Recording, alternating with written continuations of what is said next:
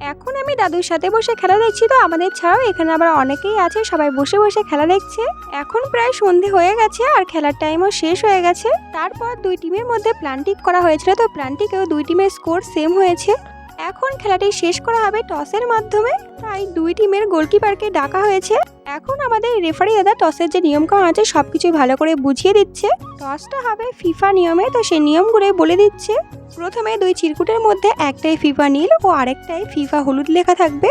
দুই টিম একটা একটা করে চিরকুট তুলবে, তারপর কয়েন ঘোরানো হবে। টসের মাধ্যমে যেই পাশটা পড়বে সেই পাশটার সাথে যেই চিরকুটের লেখার মিল থাকবে সেই টিমই উইনার হবে। আগের থেকে কিন্তু চিরকুটটা খোলা যাবে না, টসের পর চিরকুটটা খুলতে হবে। পুরোটাই কিন্তু ভিডিও রেকর্ড হচ্ছিল, তাই ভুল হওয়ার কোনো সম্ভাবনা নেই।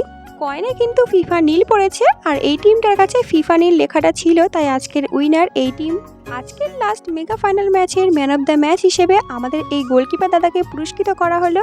আজকের এই মেগা ফাইনাল ম্যাচে দুই টিমই খুব দুর্দান্ত খেলেছে, এক কথায় অসাধারণ।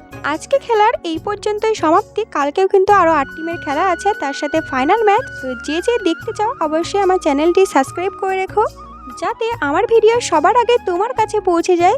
আজকের ভিডিওটা ভালো লাগলে অবশ্যই লাইক কমেন্ট শেয়ার করে দিও আর চ্যানেলটি সাবস্ক্রাইব করে রাখো ফাইনাল ম্যাচ দেখার জন্য। ততক্ষণ টাটা।